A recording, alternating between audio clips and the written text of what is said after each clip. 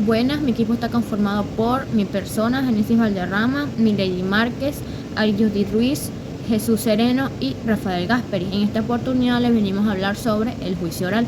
El auto de apertura del juicio oral no es recurrible y viene regulada por el COP en su artículo 314. Su función principal es la determinación del procedimiento según la imputación delictiva que se determina y el órgano judicial responsable del mismo o el sobreseguimiento.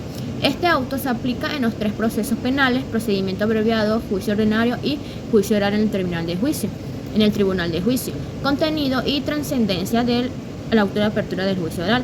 Este debe contener, primero, la identificación de la persona acusada; segundo, una relación clara y precisa y circunstanciada de los hechos; su calificación jurídica provisional y una exposición sucinta de los motivos que se fundan y, de ser el caso, las razones por las cuales se aparta de la calificación jurídica de la acusación; tercero, las pruebas admitidas y las estipulaciones realizadas entre las partes; cuarto, la orden de abrir el juicio oral y público; quinto, el emplazamiento de las partes para que el plazo común de 5 días concurran ante el juez o jueces del juicio; sexto, la instrucción al secretario de remitir al tribunal competente la documentación de las actuaciones y los objetos que se incautaron.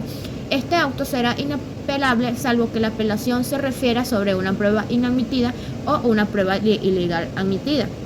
Sus efectos, si no concurrieran de los presupuestos materiales o formales que condicionan el sobreseimiento, el órgano jurisdiccional dispondrá la apertura del juicio oral y que por las partes se proceda a la calificación del hecho.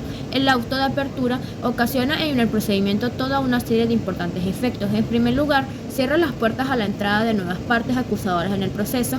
En segundo, y desde el objetivo, el auto de conclusión impide la revocación del sumario y con ella la posibilidad de entrada del material fáctico en la instrucción, sobre el cual han de fundamentar las partes de su pretensión. En tercero, desde un punto de vista formal, el auto de apertura produce la publicidad del procedimiento relativa o para las partes frente a las cuales habrá de alzarse la oportuna declaración del secreto introductorio y absoluta con respecto a la sociedad cuyos miembros podrá asistir a la vista del juicio, todo ello bajo la sanción de nulidad. Finalmente, y como efecto directo o inmediato, otorga a las partes en el sumario por delitos graves dos posibilidades procesales: bien la de plantear un artículo de previo pronunciamiento o excepción procesal, bien formalizar sin más trámites el escrito de calificación provisional o de acusación. El auto de apertura es el sumario ordinario, se sitúa dentro de las fases intermedias. La recurribilidad del auto de apertura, según la ley de enjuiciamiento criminal, los autos que acuerdan la apertura de juicio oral no son recurribles excepto a lo relativo a la situación personal del acusado. Sin embargo, es habitual que en el mismo auto se fije la fianza por la responsabilidad civil. Las razones a favor de la recurribilidad son las siguientes. Son las determinaciones que el acto de apertura de juicio oral ha de contener impresionantemente por voluntad de la ley, son las que están sometidas en la rigurosa excepción del régimen ordinario de recursos y cualquier otra decisión colateral que pueda adoptarse en el acto de apertura, y por ello en resolución aparte ha de quedar siempre vinculada al régimen de recursos. Muchas gracias. Reciban un cordial saludo, mi nombre es Milady Márquez y en esta oportunidad compartiré con ustedes lo que es el juicio oral. El juicio oral es una etapa fundamental dentro del proceso penal que se lleva a cabo posterior a la fase iniciativa y de la presentación de la acusación por parte de la Fiscalía del Ministerio Público. Ciertamente es un proceso donde se busca garantizar la certeza de los hechos que se presentaron durante dicho procedimiento y la veracidad de las mismas. Presenta ciertas características y fundamentos que son muy particulares y que son muy importantes, que se deben cumplir a cabalidad dentro del proceso, como lo es la oralidad, la inmediación, el principio acusatorio y lo que es la publicidad.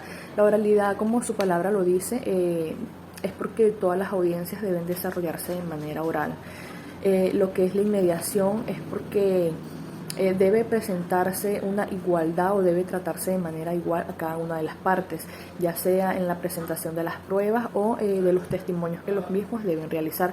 Lo que es el principio acusatorio, se garantiza la presentación de una acusación para que pueda ser evaluada. Y por último, lo que es la publicidad, da a entender que todas las actuaciones, que todo aquello que se lleve a cabo durante el proceso es de carácter público, no solamente para las partes involucradas, sino para aquella persona que tiene algo que ver en dicho proceso. Sin embargo, a pesar de que estas 4 características o 4 fundamentos son importantes y que cada uno de ellos debe desarrollarse o debe llevarse a cabo de manera justa y equitativa, la oralidad es el principio fundamental en esta fase, ya que, como inicialmente lo dice, todas las pruebas, las audiencias que se llevan a cabo, lo que son los testimonios o las evidencias evacuadas en el proceso, así como la lectura de las causas por parte del juzgado, debe desarrollarse de manera oral. Muchas gracias. Un cordial saludo. Tengo la oportunidad de conversar con ustedes sobre el tema de preparación del debate. Quien les habla, Arishudi Ruiz. Lo primero que debemos de conocer que para la preparación del debate es un juicio oral. El mismo debe darse dentro de los tribunales y allí pues intervienen las partes interesadas, en donde deben de presentar las pruebas que consideren pertinentes para realizar el mismo.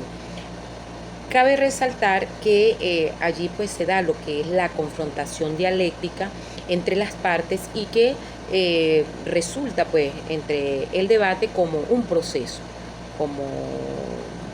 o una medida procesal, ¿sí?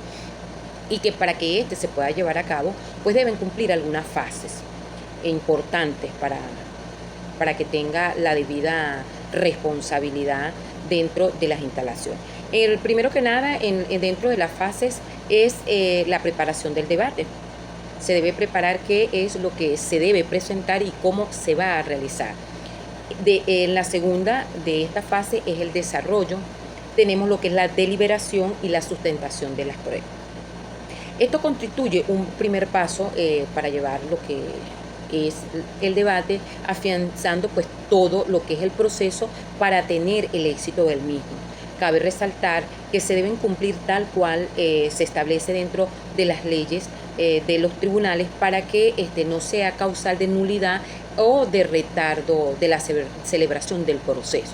Esta fase pues del juicio oral es precisamente la preparación del juicio, en donde pues debe coincidir el tiempo simultáneo, ¿sí? Esto no es más que donde están las partes involucradas, es decir, todas las partes deben acudir en el mismo momento, en el tiempo en que se les hace su debida notificación, y la continuidad de las mismas, en donde lo que son las personas y las cosas que den vida a este debate que se pueda llevar a cabo. Otro de lo que se lleva a cabo dentro de la preparación son los actos preliminares del debate. Para ello, pues, se comprenden de los actos iniciales de sustentación, como es la integración, evidentemente, del tribunal, las convocatorias que se le hace a cada una de las partes.